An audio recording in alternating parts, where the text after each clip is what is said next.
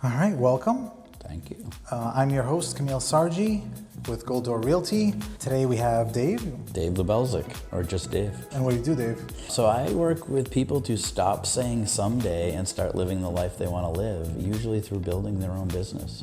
All right, awesome. Thanks for stopping by for the just 2 minutes. So the way this works is I have a timer here and I'm gonna ask just a bunch of random questions for 2 minutes. And then after that, we'll just go into the business, talking about the business.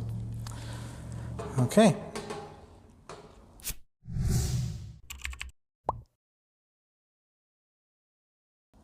Okay. So if you saw a rabid dog that needs water to drink, would you give it water? Probably not, because I don't think that's good for somebody with rabies, right? I don't know. All right, so if you had to fill out a form where it asks for your name, phone number, email address, and address for a chance to win $10, would you do it? Would you fill it out? No. $100? Maybe. 1,000? Yeah. Okay. Nice. $50? No. 25? Definitely not. 10? No. Okay. Have you ever gotten angry at a client and broke a glass cup? No. Would you if you were mad? No. Oh. Have you ever built a catapult? Yes, the Dream Catapult. That's what I call myself. Nice. Would you ever put the rabid dog in the catapult? No. Okay, nice. That's good. What's your favorite hat and why? The leather version of this one, there's a lot of sentimental value to it, and it's one I like to wear the most, but it gets very hot in the summer, so I have this mesh one when it gets warmer out. Nice. And I bought this one specifically because it looks like the other one. Awesome. And let's see. So speaking of the form that you filled out, if you did fill it out for $1,000 and you got a phone call saying you have to go pick up your prize at a shady place, would you? No. All right. What'd you think? It's interesting. Crazy. It's wild. All these I don't know where you came up with the questions. You know, I just sit down sometimes and I do some research on the person and then I just come up with these questions. Yeah. So you do business consulting? Business and life coach consulting. Cool. I've been a business coach and consultant for 22 years, but in the last year or so I've gotten more into helping people with their lives because, especially with solo entrepreneurs, they're very intertwined. And would you say that as far as like helping someone reach their goals, how many don't end up actually doing the things that get them there? Sadly, over the 20 years I've been working with people, most people don't do the things that they need to do to reach where they want to go. Why, psychologically, why do you think that is? You know, we all self-sabotage ourselves. I don't know, sometimes it's fear of success, it's fear of failure. I think a lot of it comes down to we are following society's expectations and we focus on the money, which often doesn't, we think it's going to give us what we want in life, but it doesn't. There's so many other components to it, and really understanding how the money is just one resource. And so a lot of people get fixated on the money, which gets them into a scarcity mode, which gets them to start making bad decisions about their business and about their life. And so I think that if you really know where you want to go when you do the right actions every day, it's going to be tough, but it's going to happen. What about the whole thing of like being afraid of success subconsciously? The best way to get over that is to really have a clear vision of where you want to go and to have a plan of how to get there. Because if you commit to taking daily actions, you have to have the clarity. First piece is you have to have clarity. You have to know what you want. And surprisingly, a lot of people don't know. They're following the path that their guidance counselor told them when they were 17 years old and picking a college, or they listened to what their grandmother told them would be a good career, or they're just following society of, he who has the most toys and money wins, and they don't really have clarity as to, is that going to make me happy? And so you see so many ads out there for business coaches and consultants make six figures, $100,000, and I posted a while back, is that enough? Is it too much? And you really don't know until you have that clarity of what do you want your life to look like. Yeah. And by having that clarity, then you can start saying, okay, this is what I want my life to look like. I'm going to commit to doing the things I need to do to make sure that I get to that life I want to have. And then you need some mechanism, whether it be a coach like myself or whether it be a business partner or a life partner that's kind of holding you accountable to it, because we really stink at holding ourselves accountable to what we do. I find myself, if I follow my planners and worksheets that I make for my clients and I have a coach or somebody that I'm working with, I stay right on track. But if I'm left to my own devices, I start drifting, and you don't actually succeed. And so having those three core components of clarity, what do you want, commitment to it, and then accountability to make sure that you're getting up every day and taking action. And sometimes those actions don't work. You might have an idea of how to sell or how to catch people's attention through marketing, and they may not work. But failure is the path to success. Then you say, well, why didn't it work? Am I targeting the wrong person? Am I in the wrong industry? Is this business not really what I thought it was going to be for giving me the freedom I want? All of those kinds of things. And if you look at that trajectory, you can still get to your destination of the type of life you want. And that's why I have so many people focus on their life and not their business. Because when you focus on your life, then you can continuously tweak and modify the business to fit that life. But so take me through your process. If you get someone new, let's say a new agent that wants to quit their job and become full-time real estate agent. Well, first of all, don't quit your job. It's a bad idea. Just flatting out quit on your job. And I did it 22 years ago, so I can tell you, do not quit your job without a plan. That's the first thing. Unless you sell 100,000 a month, then you can. Well, that's not just quitting their job. They've already put stuff in place. They're making a transition, and that's the thing. If you're in a corporate job and you're trying to make a transition, you need just that, a transition plan. You need to understand that, okay, when I hit these certain milestones, that's when I can quit and go full-time or whatever the case may be. Or I need to build up a certain amount of, savings, a nest egg piece to tide me over to get there. So you'll be like, all right, you have a full-time job, that's great. Hold on, let's come up with a plan for you to transition.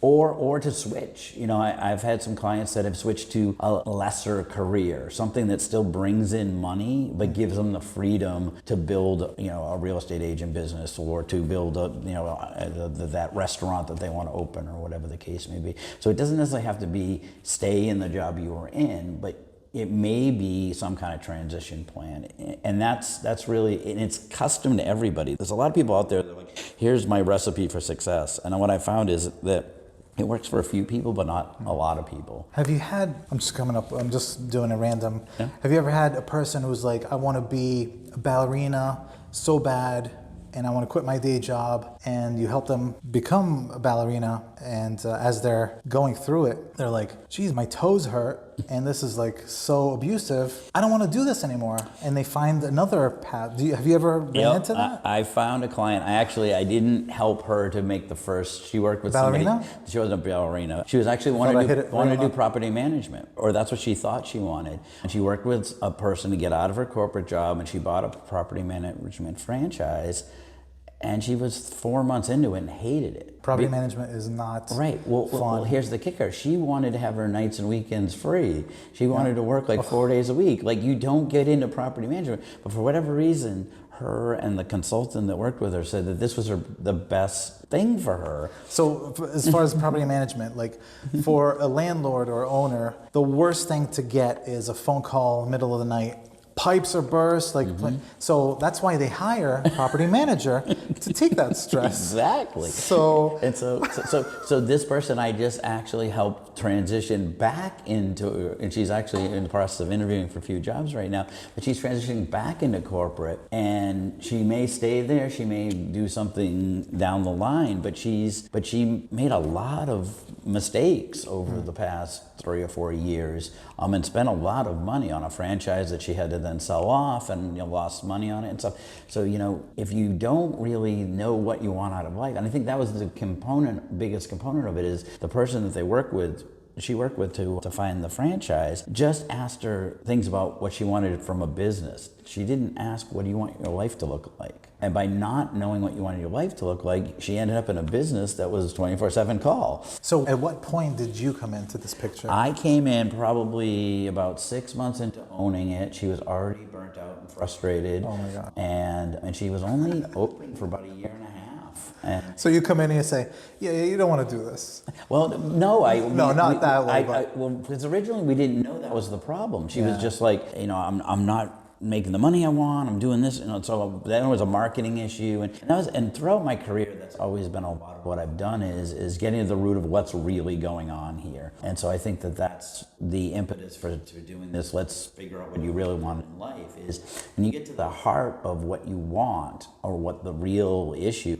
is. Because sometimes we don't know what the real issue is. We just know we're not happy. And then you start peeling away the layers, and then all of a sudden you realize, wait, I built a business I didn't want to build, And had I eventually worked with her earlier, we might have been able to pivot it to stay in the same industry. Maybe she would have been a real estate agent, or she would have done something different that would have maybe given her more flexibility. But that's the thing. A lot of people don't really think about the business that they were going to start. Does it actually give me the two main things you want to have the life you want, which is enough money and enough freedom in every season and chapter of your life that you want to do stuff? For me, it's I've been in like IT all my life, and the reason I wanted IT is I love helping people. Mm-hmm. I love solving problems. The way my mind works, I simplify the way things happen. But I did have the issues that my computer's blown up and I need this for a project like all this like crazy stuff. But what was missing in my life that it's been in my family forever, which is negotiating. Mm-hmm. I love negotiating and leadership. I love being a leader and giving my all to my people and help them become successful. There's nothing more fulfilling. So I've never been happier in my life than I am today, transitioning from the IT mm-hmm. world to real estate. And the reason I got into real estate is because real estate investing, and I was in it for a while, and I'm like, all right, yeah, this makes sense to go this way. So. And if it gives you the freedom and the money that you want at any given time. And I'm not saying, like, everybody talks about work-life balance. There are weeks and months and maybe even years that you're busting your butt, especially when you're getting started with a new business. Mm. But you have to really understand that at some point you need to be able to step off that treadmill. And it may only be for a few months, or maybe for a year. It may be only to make sure that you have a certain number of vacation days each year. It may be that you just want to be able to knock off every once in a while and go see your kid play soccer. And that's the other thing, is everybody's definition of success is their own personal one. And I think we forget that. I've met people that, it's all about coaching their kids cheerleading or their kids soccer or being a scout leader or taking their kids. I have one gentleman that I work with who it's all about, he loves to hunt and fish, and he loves hunting and fishing with his kids, and he's building a business right now, and he truly is building it around his love of hunting and fishing. And it has nothing to do with hunting and fishing, but he's built in time. His goal is to buy these cabins all over the country that his employees can go and hunt and fish in, and use as like a retreat for themselves to get away. And even if they don't hunt and fish, they get to go out in the woods. So, but that's his definition of success. And we all need to really look at it and go, well, what's important to us? And money is a factor, but money isn't the metric. Money is a resource to give you the life you want. Do you get people who are stressed out, like the person you just mentioned, and they're just overwhelmed? They're like spending 13, 14 hours a day running their business or working and not getting to where they want to be. You get that? Yeah, everybody's that. Well, like it's surprising how many people in society are living on that treadmill. I do post a lot about taking a step back and living the life you want. I get so many of my friends from high school and grammar school and colleagues from being in the entrepreneurial world, and they're like, "Oh my God, that's so me," And it's sad that we don't build in that freedom and that time to just do the things that we want to do. And that's one of my big things. I say I'm on a quest to cure someday-itis, We all say someday when the big thing happens, I get to. And my thing is why not start now? Why not start little, small, incremental ways of freeing up your time or earning a little bit more money or doing a little bit different things a little bit differently so that you are able to be at your kid's soccer game or, you know, tour Europe. I had one client who wanted to hike the Appalachian Trail and has a business they can't walk away from. So they're going to do it in small pieces, which is okay, but they want to just take like months off and just hike in the woods along the Appalachian Trail. And it's kind of sad that had they built their business a little bit differently, and now to retrofit it is so much more difficult than if they had started with somebody like me in the beginning and planned that out. But you have to know what you want and look at, okay, if I'm going to do that, I need 6 months. I need a year where I, you know, get on a cruise around the world. And who's going to run my business when I do that? Well, do you have a management team in place? I have a colleague. He literally runs a multi-million-dollar roofing company, and he works 4 hours a month. He literally is in on 4 management meetings. He has a whole staff that runs the entire company for him. Oh, that's awesome. You know, but it took him a while when he set that. What's he do place. for the rest of his time? He has a podcast. He's a motivational speaker. He's working on a whole nother coaching thing for marketing your trades business. Wow. He's into a lot of different things, and he's the kind of guy that it doesn't just sit still, but he has the freedom to sit still if he wants. You know, and so, but he said, I'm letting them run it, and you know, and that's the best thing that ever happened to me. He does yoga on the beach with his wife. He plays with his kids, but he also, you know, is making an impact and doing other things in the world too. That's great. Yeah, it's awesome to just live life and be able to enjoy it. But that didn't just come overnight. He had the plan, and that's the key: is having that clarity, that plan, that destination that you want your life to be, and then building everything around that. So as far as your clients, well, first thing, what types of clients are you looking for or that you work with? Ideally, they're people who have yet to start a business but are thinking about starting a business. Usually that means they're a corporate person, usually middle to upper management, and that's usually the people that I tend to work with. I want to get them before they leave, like I said, so we can build a transition plan, and it might be staying where they are for a little while, or it could be, you know, transition. You know, I've worked with people that drove Lyft for a while as a little bit of added income because they didn't have quite enough nest egg or whatever to do it. But yeah, it tends to be people that are fried, you know. And it's funny because everybody's like, oh, well, that's got to be somebody in their 40s or 50s. And I'm like, no, I've met people that are 25 that are just, I already hate what I'm doing and I want to do something different. So it's not an age, it's more of a mindset. Usually they have some big dreams for their lives, and they also have kind of something they want to do as a business. It also tends to be people who the business they want to start is a lifestyle business. It's focused around them. They're the product. So like a real estate agent, a graphic designer, a coach, you know, somebody that it's not a huge, like they're not going to sell it to Google someday. They're not going to get investors, that kind of stuff. It's cool that you're able to like actually pinpoint who your clients are. So when did you find this passion to start this business, and how? And well, my passion to start was 22 years ago when I said enough in my own corporate, and I went into branding and marketing and then business consulting and the likes of it. During the pandemic, I got into doing group coaching with a lot of solopreneurs that were worried, as we all were, that how am I going to keep my business afloat? And from that, I started to see this need because I saw so many people that they either had a lot of freedom and not enough money to do the things they wanted to do, or a lot of money and not a lot of freedom. And so I said, okay, there's got to be a better way. And then, I don't know, about a year and a half, 2 years ago now, I started to say, I'm kind of tired after 20 years of fixing after people did it wrong. You know, like I said, the woman that was doing the property management, I got her after she had already made a couple of mistakes. And I said, wouldn't it be easier if you started with the person before they walked out the door? So I started really looking at what would that look like. I built a program around it, but it's very custom to the person. And that was the other big thing, that as I started prototyping this and doing it with a few people, I realized that it has to be very custom tailored to you. It's not a program that I can do a group mastermind with. It's not a program that I can give you a set of worksheets or set 12 steps to success.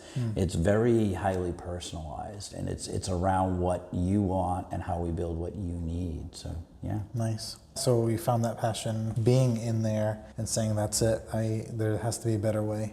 I'm getting out of here. I always have been there's another way of doing this kind of a guy. All right, so what would you say percentage of men versus women that you coach? I know you said the age. What about the men and women? I tend to coach more women.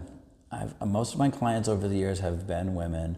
What would you say percentage? I would say probably about 80% of my clients over the years have been women. Women-owned businesses, women businesses. So we got 80% women, 10% men, and 10% aliens? Yeah, exactly. You think you would help aliens? I can help anyone. But yeah, no, women tend to be more reflective and tend to be more proactive, not to stereotype. You're saying men are stubborn? Yeah, men are stubborn and think they know everything. Yeah, but not to stereotype. But I get to say that because I'm one of them, right? Right. So if you're helping a real estate agent, because going back to that, I have an agent who, she puts a lot of hours in and super stressed, and I'm like, all right, take a step back, dedicate some hours to do just the income producing activities, and then enjoy your family and enjoy what you're doing in real estate. Remember why you got into it. Yeah. And because I think people just get into oh my God, I gotta make money, I gotta do this, and then they eventually hate what they're doing versus enjoying and having fun and laughing at what they're doing. I have so much fun, again, going back to that, because I just enjoy what I do. I love talking to people. I love understanding and negotiating and looking at different homes and coaching agents. So as far as that, how would you, you would meet with people like that and help them? And stop focusing on money, I would be the first message.